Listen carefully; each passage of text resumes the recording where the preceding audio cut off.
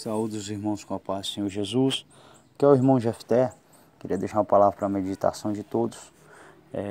Se encontra em Lucas capítulo 8, versículo 22 ao 25, que diz assim: E aconteceu que num daqueles dias entrou no barco com seus discípulos e disse-lhes: Passamos para outra banda do lago. E partiram. Navegando eles, adormeceu, e sobreveio uma tempestade de vento no lago, e o barco enchia-se de água, estando eles em perigo. Chegando-se a ele, o despertaram, dizendo: Mestre, mestre, estamos perecendo. E ele, levantando-se, repreendeu o vento e a fúria da água, e cessaram. E fez-se grande bonança. E disse-lhe: Onde está a vossa fé?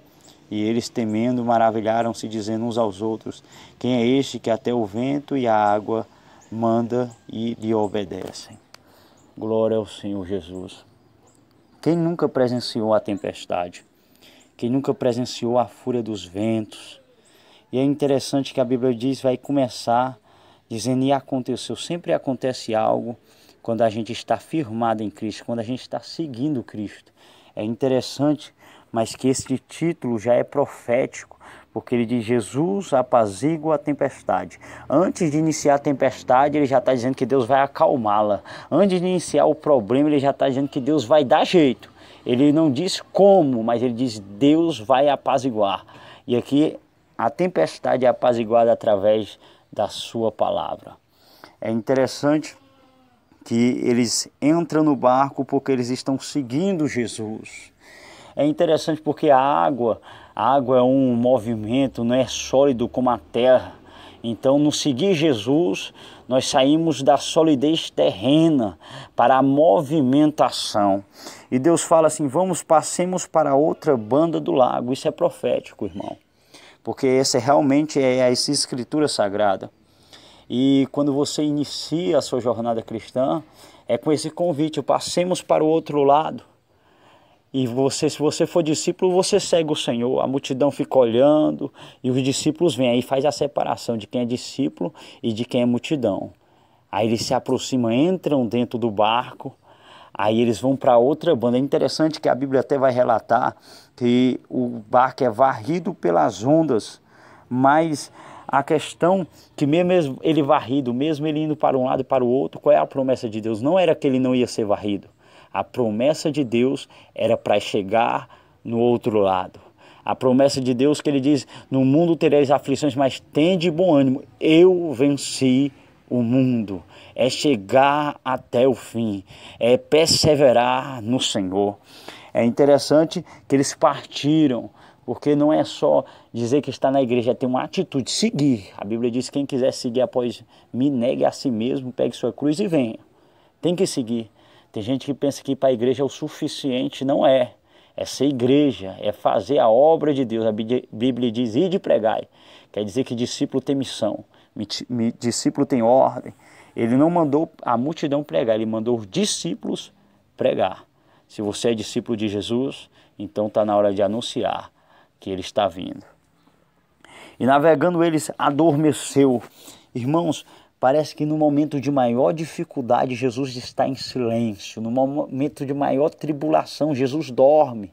É como se Jesus não visse a nossa luta. É como se Jesus não olhasse a nossa tribulação.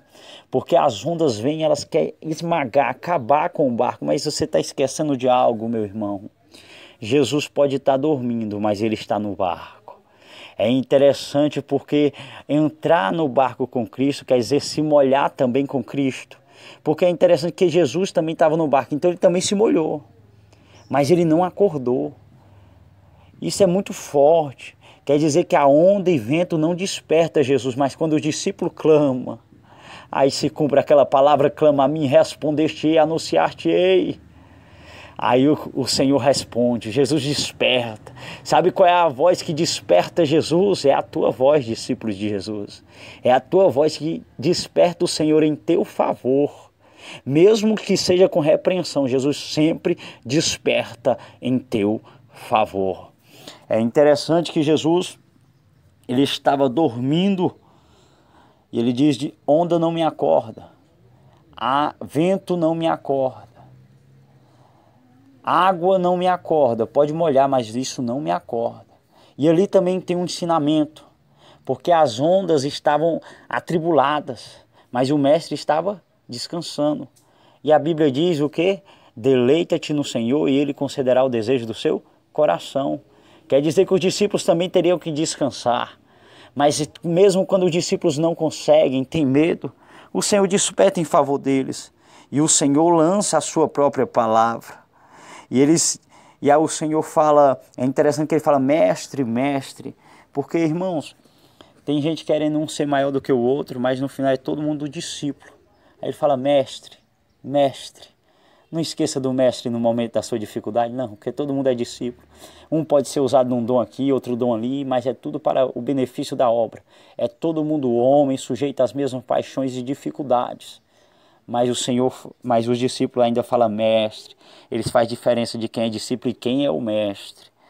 Aí Jesus, levantando-se, repreendeu o vento e a fúria das águas. Vento é invisível, você não vê o vento. A fúria da água, você vê a água. Ali é dois tipos de luta. A luta invisível e a luta visível.